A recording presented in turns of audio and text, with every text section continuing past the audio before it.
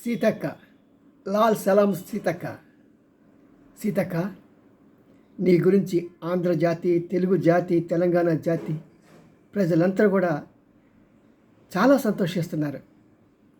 దీనికి కారణం రెండు రకాలుగా ఉన్నాయి. ఒకటి, ఒక నిమ్న వర్గాల నుంచి ఒక వ్యక్తి పైకి రావటం అంటే చాలా కష్టం. అక్కడితో ఆగకుండా సమాజంపై తిరగబడి ఈ సమాజాన్ని నేను గన్నుతోనే జయించగలను అనే ఒక ఎక్స్ట్రీమ్ విధానంలోకి వెళ్ళి కూడా దానిలో కూడా ఉన్న లోపాలను తెలుసుకొని ఆ లోపాలంటే తిరిగి ప్రజాపదంలోకి రావాలని ఆశించి ఆ ప్రజాపదంలో నిలిచి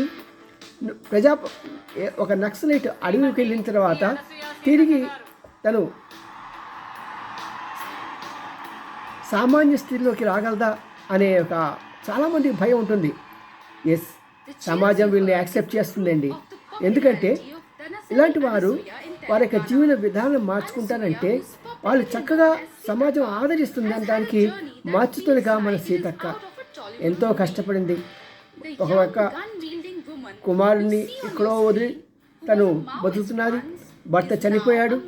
అలాంటి పరిస్థితుల్లో చక్కగా చదువుకొని లాయర్గా కూడా ప్రాక్టీస్ చేసి తిరిగి చంద్రబాబు సహకారంతో రాజకీయాల్లోకి వచ్చి ఆ తర్వాత వరుసగా అంచెలంచెలుగా మెట్లు ఎక్కుతూ ఈ రోజున కొత్త పార్లమెంట్ అసెంబ్లీలో ఆమె ఒక మంచి పదవిని స్వీకరించింది.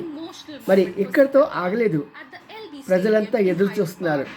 మరి ఇప్పుడు ప్రత్యేకంగా మన దేశంలో నక్సలైట్ ఉద్యమం చాలా తీవ్రంగా ఉంది. ఈ ఉద్యమాన్ని లో ఉన్న చాలామంది యువకులు ఏంటంటే వాళ్ళ ఊర్లో ఉండే చిన్న చిన్న సమస్యలతో వాళ్ళు ఈ ఉద్యమంలో దూకుతున్నారే కానీ యాక్చువల్గా వాళ్ళకి విధానపరమైన ఆలోచనలు కానీ కమిట్మెంట్ కానీ లేవు.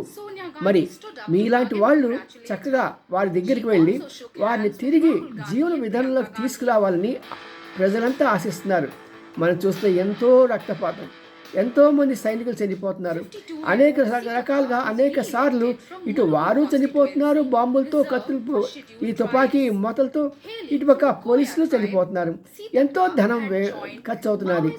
ఇలాంటి పరిస్థితుల నుంచి రక్షించవలసిన వాళ్ళు చాకచక్యంగా ఆ నక్సలైట్ని తిరిగి ప్రజాపండంలో తీసుకొస్తే నేను చూడండి ఎంత బాగుపడ్డానో. నేను ప్రజాస్వామ్యం నమ్మినప్పుడు నన్ను ప్రజల సంఘం ఆదరించి రాజకీయ నాయకులుగా నాకు సపోర్ట్ చేసి నన్ను ఈ స్థానానికి నిలబెట్టారు.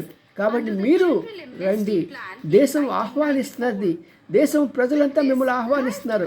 మీరు సమాజంలోకి రావాలని, సమాజంలో గొప్ప మార్పు తేవాలని ప్రతి ఒక్కరూ ఆశిస్తున్నారు. అంతేగాని మీదేదో అడవిలో పడిపోయి ఆ అడవిలోనే ఉండిపోయి ఆ రోగాలతో రొప్పులతో చనిపోతూ బాధపడుతూ ఎప్పుడు పోలీసులు వస్తారా, ఎప్పుడు ఏమవుతుందా, ఈ ప్రాణం ఉంటుందా లేదా అనే సమస్య కాదు.